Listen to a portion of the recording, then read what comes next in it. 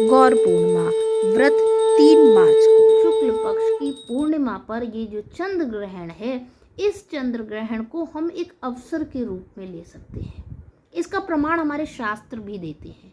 फागुन शुक्ल पक्ष की पूर्णिमा पर चैतन्य महाप्रभु जी का प्राकट्य हुआ था पश्चिम बंगाल नवद्वीप में, और उस समय भी यही ग्रहण की स्थिति थी।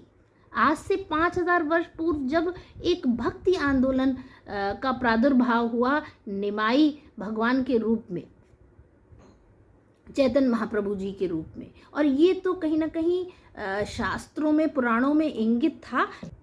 ये मैंने कहीं पढ़ा था जो मैं आज आपके साथ शेयर कर रही हूँ। According to the Puranas, Chaitanya Mahaprabhuji's arrival marked as a divine incarnation of the Lord Krishna in the age of the Kali Yuga, destined to spread Bhakti Yoga across the India.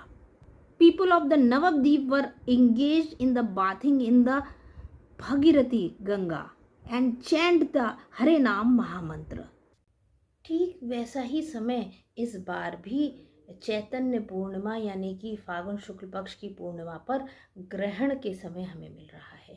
सवेरे 9:30 बजे से लेकर शाम के 6:30 बजे का समय काल जो ग्रहण का रहेगा। भारत में कई जगह ये दिखेगा समाप्ति के समय और कई जगह नहीं भी दिखेगा, पर ग्रहण एक खगोलीय घटना है, घटित हो रही है। पूर्णिमा की तिथि मिल रही है, भगवान के प्राकट्य का उत्सव हम इस दिन बनाते हैं, और बिल्कुल वही परिस्थितियां मिल रही हैं, तो क्यों ना उस कृष्ण नाम की चेतना को जीवन में आप उतारें, क्योंकि बैलेंस आप जीवन में ऐसे ही बना पाएंगे। नकारात्मकता का पलड़ा भारी हो रहा है, तो आप सकारात्मकता का, पॉजिटिविटी को, भगवान के नाम को अपने जीवन में धारण करिए और उसका पलड़ा भारी करिए।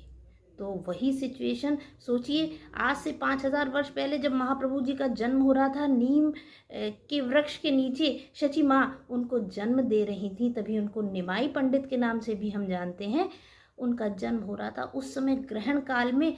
समस्त नगरवासी गंगा के तट पे नाम संकीर्तन कर रहे थे, और जैसे ही भगवान का प्रादुर्भाव हुआ, उनकी किलकारियाँ मानो उस नाम संकीर्तन को त्वरित कर रही थी, उसमें जुड़ रही थी और उसको एक आंदोलित रूप दे रही थी। तो उस तरह की एक गौर वर्ण बालक का जन्म हुआ, गौड़िया संप्रदाय जिन्होंने स्थापित किया, और आगे चल के नाम का उद्घोष आज इस्कॉन के रूप में भी आपके सामने स्थापित है। और हमारे श्री हरि बाबा जी महाराज, जिनको हम चैतन्य महाप्रभु जी का ही एक अवतार स्वरूप मानते हैं, क्योंकि उन्होंने भी हरि भक्तों के हृदय में, हरि भक्तों के जीवन में सिर्फ और सिर्फ नाम की धारा बहाने का प्रयास किया, नाम को स्थापित किया। तो नाम जप की महिमा को समझें और इस ग्रहण काल की जो पॉजिटिविटी है उसको ग्रहण करें, और जीवन में कॉस्मिक बैलेंस बनाते हुए आगे गतिशील हों।